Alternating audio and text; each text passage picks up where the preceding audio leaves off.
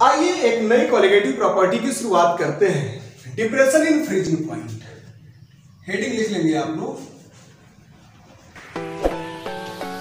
Depression in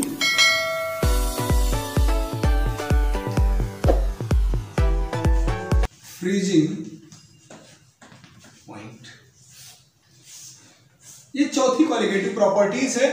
जैसा हम लोग एलिवेशन इन बॉइलिंग पॉइंट में पढ़ रहे थे, वोलेटाइल सॉल्वेंट में नॉन वोलेटाइल सोल्यूट को ऐड करने के बाद हमको मिल क्या रहा था कि बॉइलिंग पॉइंट इंक्रीज कर जा रहा था सोल्यूशन का। सेम वही कॉन्सेप्ट यहाँ पे उसका रिवर्स मिलेगा कि वोलेटाइल सॉल्वेंट में नॉन वोलेटाइल सोल्यूट को ऐड करके फ्रीजिंग पॉइंट देखेंगे तो फ्रीजिंग पॉइंट क्या होगा, डिक्रीज कर जाएगा। फ्रीजिंग पॉइंट में आपको डिप्रेशन देखने को मिलेगा और उसी को हम लोग बोलेंगे क्या, डिप्रेशन इन फ्रीजिंग पॉइंट। इसको भी समझने के लिए ग्राफ का हेल्प हम लोग लेते हैं और एक ग्राफ प्लॉट करते हैं जिसका एक एक्सिस ये जो है वो टेम्परेचर है,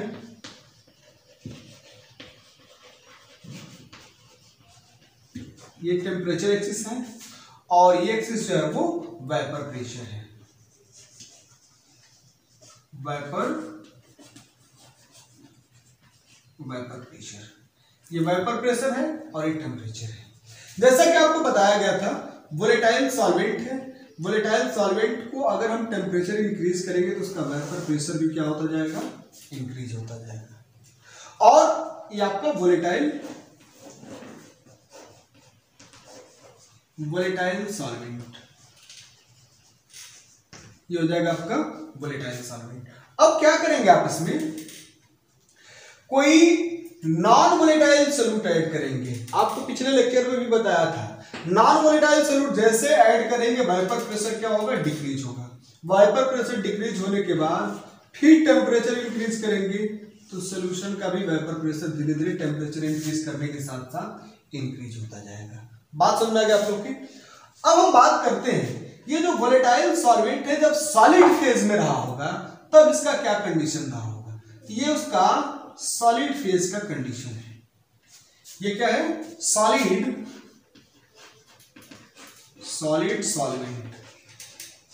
सॉलिड सॉल्वेंट जब होगा तो सॉलिड स्टेट में भी उसका क्या होता है, सब्लिमेशन होगा, मींस बहुत ही फास्ट इवापोरेशन होता है। आप देख रहे होंगे सॉलिड सॉल्वेंट का थोड़ा सा टेम्परेचर इंक्रीज करें बहुत तेजी से वो इवापोरेट हो रहा है। जैसे आप आइस ले लीजिए, आइस लिक्विड स्टेट में आइस रहेगा तो उसका इवापोरेशन थोड़ा स्लो होगा, बट वही आइस बर्फ स्टेट में है, वाटर सॉलिड स्टेट में आइस के फॉर्म में है, तब उसका इवापोरेशन बहुत ही फास्ट होता है वहां से।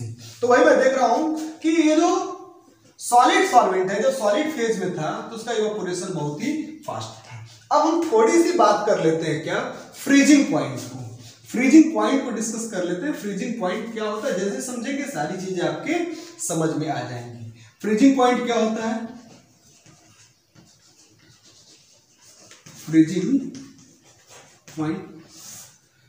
पॉइंट किसी सब्सटेंस के लिए वो टेम्परेचर होता है जिस टेम्परेचर पे उसका सॉलिड स्टेट और उसके लिक्विड स्टेट दोनों का वेपर प्रेशर सेम होता है। लिक्विड स्टेट पे उसका जो वेपर प्रेशर है वही वेपर प्रेशर उसका क्या हो जाए, सॉलिड स्टेट में आ जाए। सॉलिड स्टेट में वेपर प्रेशर और लिक्विड स्टेट का वेपर प्रेशर दोनों क्या हो जाए, इक्विलिब्रियम पे हो जाए। तो यहाँ पे आप देख रहे हैं कि यहाँ पे सॉलिड स्टेट और लिक्विड स्टेट दोनों का वेपर प्रेशर इक्विलिब्रियम पे है, यानी यहाँ पे हम इसको हम मान सकते हैं क्या, प्योर सॉल्वेंट का फ्रीजिंग पॉइंट, इसको हम मान लेते हैं T1 इक्वल टू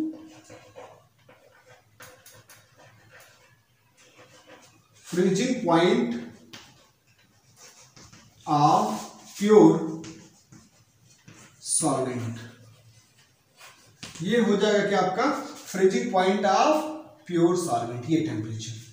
और जब आप नॉन वोलेटाइल सोल्यूट ऐड कर रहे हैं तो यहाँ पे आखिर सोल्यूशन भी तो आपका लिक्विड स्टेट में ही है, सोल्यूशन भी लिक्विड स्टेट में ही है। तो सोल्यूशन और सॉलिड के फ्रीजिंग पॉइंट जो आ रहा है वो ये हो जा रहा है, इसको हम बोल देंगे क्या, T2। और T2 क्या हो जाएगा आपका, ऐसे टेक करके लिख लेते हैं T2, और T2 क्या है, freezing point of solution. Freezing point of solution. बात समझ में आ गया आप लोगों के।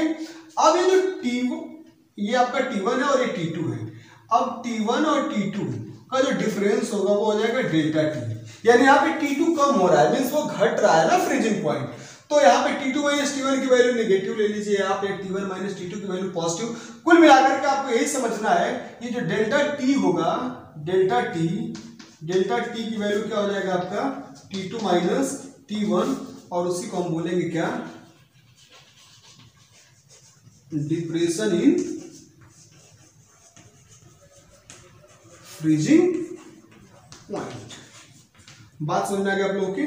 तो इस तरीके से हम लोगों ने फ्रीजिंग पॉइंट का डेफिनेशन पढ़ लिया, और उसके बाद depression in freezing point actually होता क्या है ये भी हम लोगों ने आसानी से समझ लिया।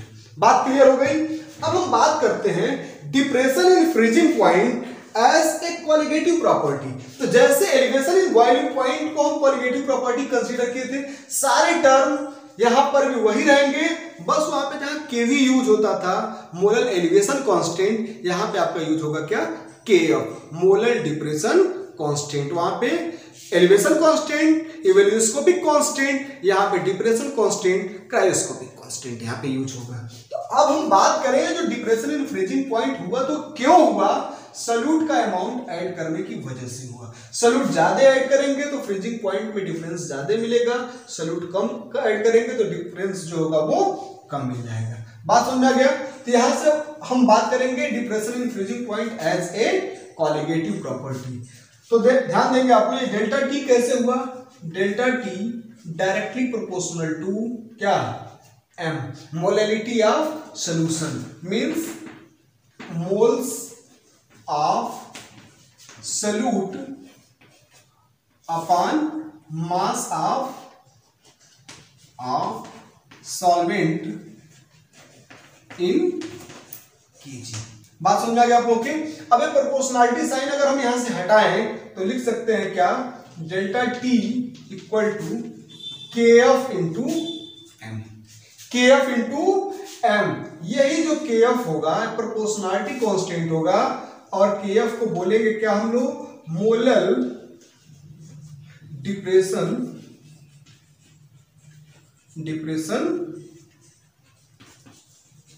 कांस्टेंट। इसको हम लोग बोलेंगे क्या, मोलर डिप्रेशन कांस्टेंट, या इसी को हम लोग बोलते हैं क्या, cryoscopic constant, cryoscopic constant, molar depression constant, या फिर इसको हम लोग बोल देंगे cryoscopic constant. Molar depression constant को भी सेम वैसे ही डिफाइन करेंगे जैसे एलिवेशन को कर रहे थे।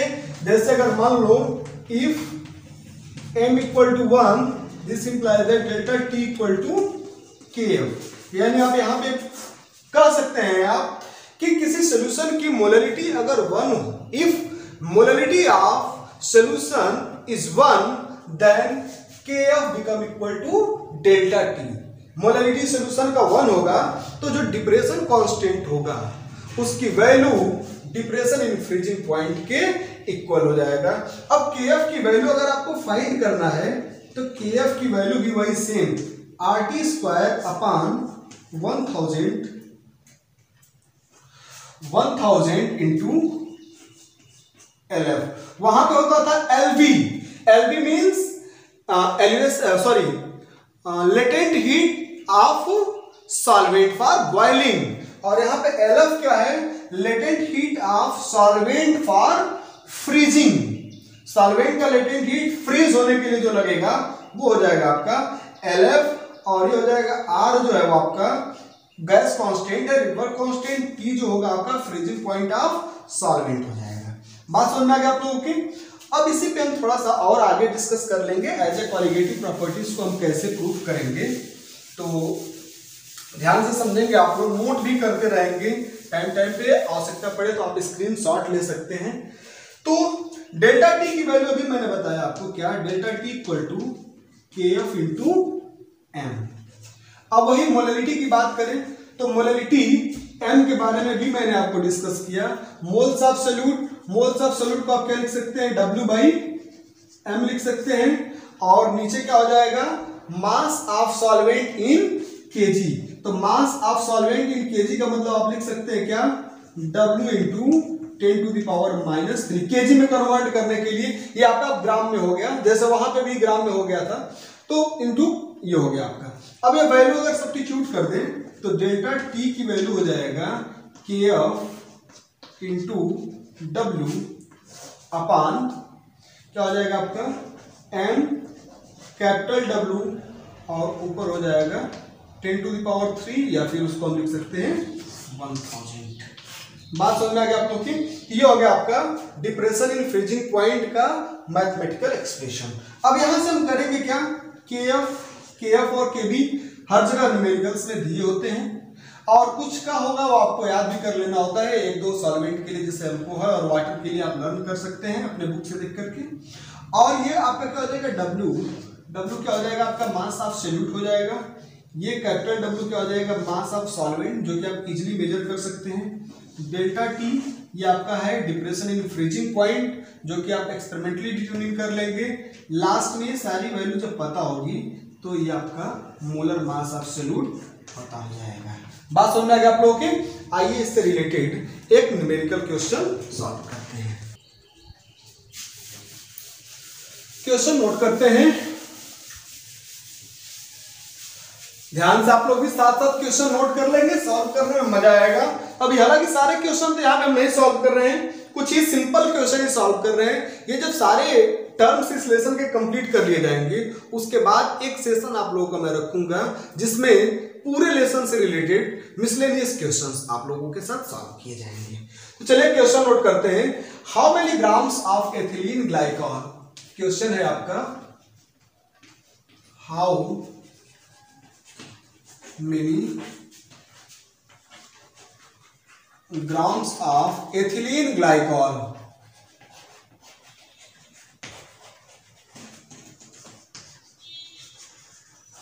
एथिलीन ग्लाइकॉल का मोलर मास हो जाएगा आपका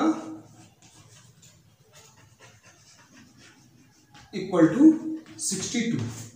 एथिलीन ग्लाइकॉल का मोलर मास 62 हो जाएगा। Should be added to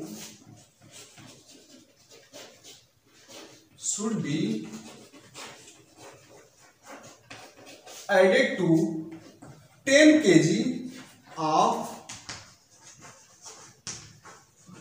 kg of water so that resulting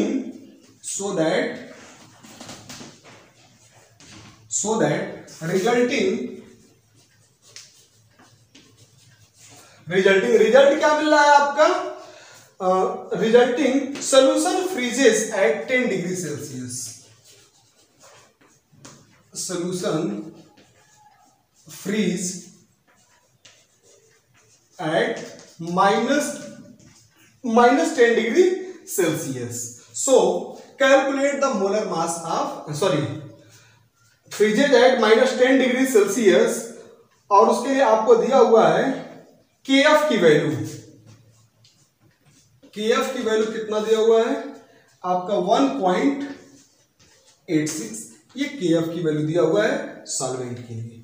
formula आपको पता है, फार्मूला क्या पता है, delta T equal to KF into small w into 1000 upon capital M भी लिख सकते हैं, मोलर मास ऑफ ये सॉल्यूट है इंटू कैपिटल W, ये हो जाएगा आपका मास ऑफ सॉल्वेंट।